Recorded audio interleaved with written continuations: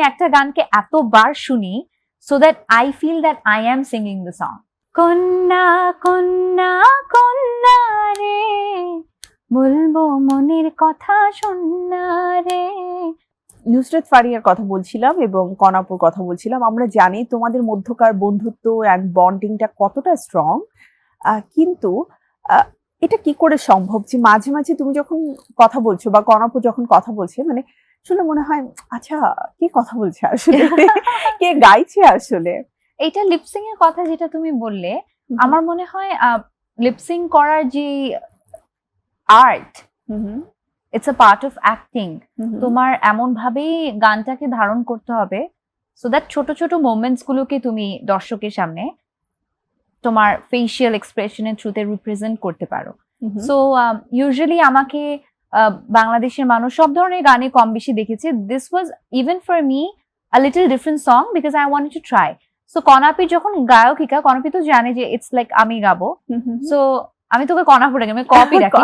So copy যখন গেয়েছে গানটা, ও মাথায় রেখেছে যে এই টাইপের হারকাত এন্ড ছোট ছোট জিনিসগুলো আমি করবো, and when I hard it আমি সেটা ইমপ্লিমেন্ট করেছি আমার ফেশিয়াল এক্সপ্রেশনে। বিকজ ও কিন্তু আমার আগে আরো বেশ কয়েকটা গান গেছে, যেমন মেয়েদের মন বোঝা, দেন রশিকামার, ওর সাথে আমার অনেক হিট সং আছে যেখানে ও আমার কণ্ঠ ছিল।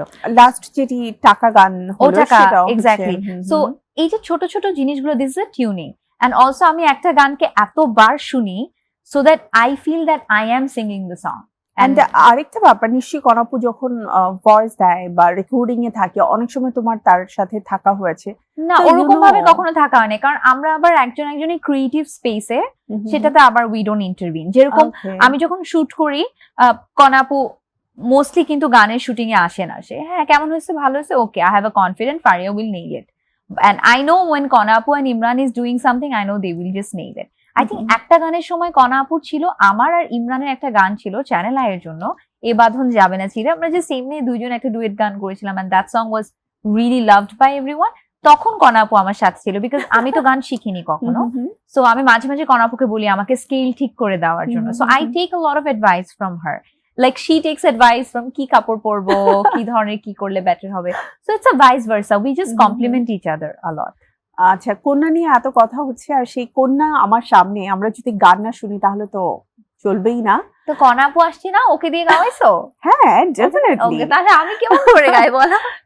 এটা হচ্ছে যিনি আউট অফ ক্যামেরা গিয়েছেন তারটা যেমন শুনেছি, মানে আমি বলবো ইন ফ্রন্ট অফ ক্যামেরা যিনি গিয়েছেন, নেচেছেন এবং অ্যাক্ট করেছেন, মানে আমাদের one of the most finest actress, তার কাছ থেকে যদি একটু না শুনি তাহলে কি হয়? And she is a singer also. But it's yeah, okay, I have actually sang the other time. কনাপু আমাকে বলছে যে it's not that difficult, তুমি চাইলে তুমি পারবা। So thanks to her and also thanks to Imran, I'm very very grateful. But এই ক্রেডিটটা না দিলেই না, এই গানের আইডিয়াটা কিন্তু সজল ভাইয়ের কাছ থেকে এসেছিল। সজল ভাই first wanted a song like this, তারপর সে ইমরানকে বলে, এবং ইমরান যখন গানটা করার পর আমাকে বললে যে এরকম যদি একটা গান করে ভিজুয়াল কেমন হবে। সো ভিজুয়ালটা আই প্ল্যান্ড, আমি আজিজ ভাই মিলে আমরা প্ল্যান করেছিলাম। So it's a team work, আমরা সবাই একসাথে কাজটা করেছি এবং জীবন ভাই লিখেছে। সো পুরো কন্যা টিমের সবার প্রতি আমি অনেক অনেক গ্রেটফুল। ইটস জাস্ট আমি একমাত্র না যে সুন্দর লাগছে আমাকে, that's not the true, but the behind the scene সকলের শ্রম গেছে। So thank you so much, and also everyone from Bangladesh. আমি জাস্ট দেখছিলাম একটা আসার আগে আজকে একটা ভিডিও, যে বাসার হাউসমেটস যারা আছেন, হেল্পিং হ্যান্ডস, ৩-৪ জন একসাথে ডান্স করছেন, আর ওনাদের যিনি ওনার উনি ভিডিও করছেন, and they're doing the whole steps and it made me so happy. And এই ফার্স্ট টাইম আমি সজল ভাইকে দেখেছি কোনো একটা গান নিয়ে, ও খুবই এক্সাইটেড। সো এটাতে বোঝা যায় যে প্রত্যেকেই না এই গানটার সাথে কতটা ইনভলভ ছিল। Absolutely. Yeah, we gave our best and we also gave the best to the movie as well. Okay, চলো আমরা গানটা শুনি, and I think মানে it will be the best one, because আমাদের যারা অডিয়েন্স রয়েছে তারা তোমার কণ্ঠে শুনতে খুব ভালোবাসবে।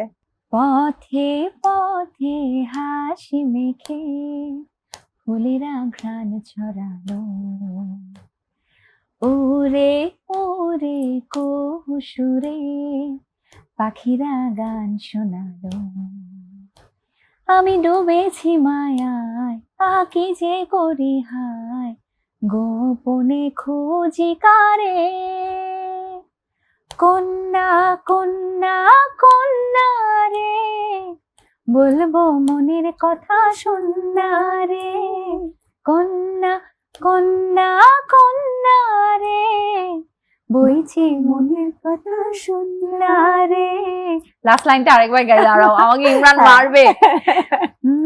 কন্যা কন্যা কন্যা রে, বলবো মনের কথা শোনা রে, কন্যা কন্যা কন্যা রে, বুকে বইছে প্রেমের বন্যা রে, কন্যা হো কন্যা হো কন্যা হো কন্যা।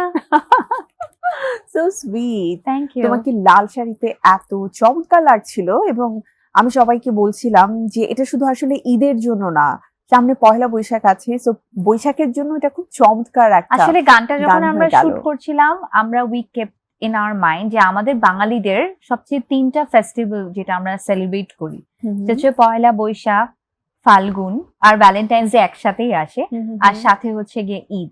So I wanted to keep 3 of the function in one song. আর একটা ছোট গানে এত কিছু দেখানো সম্ভব না, পোশাকের মাধ্যমে সেটা দেখানো সম্ভব, এবং এবং খুব সহজে বুঝিয়ে দেওয়া সহজে সম্ভব। বুঝে গেছে যে আসলে কি হুম, হুম, বোঝাতে হুম। চাচ্ছিলাম।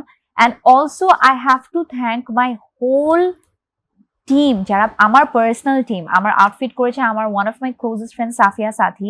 She have done my outfits, my jewelry is from 6 Years Story. ওরা কাস্টম মেড, আমি বলে দিয়েছি যে আমার হাতে এইগুলোই লাগবে, and they made it within 3-4 days. Then আমি একটা Wow. নেপালি কানের দুল পরেছিলাম, আমি ওকে ছবি দেখিয়ে বলেছি আমার এটা লাগবেই লাগবে। আপু এগুলো কি দিচ্ছ?